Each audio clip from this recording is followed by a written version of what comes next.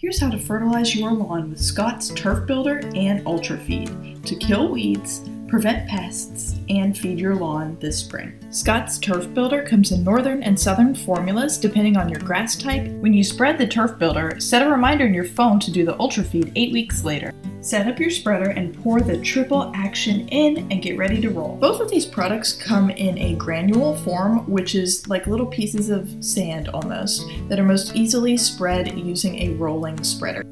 Once your spreader is full, just roll it at a moderate pace to spread the granules evenly. All you need to do is roll it around to spread the granules all over your entire yard.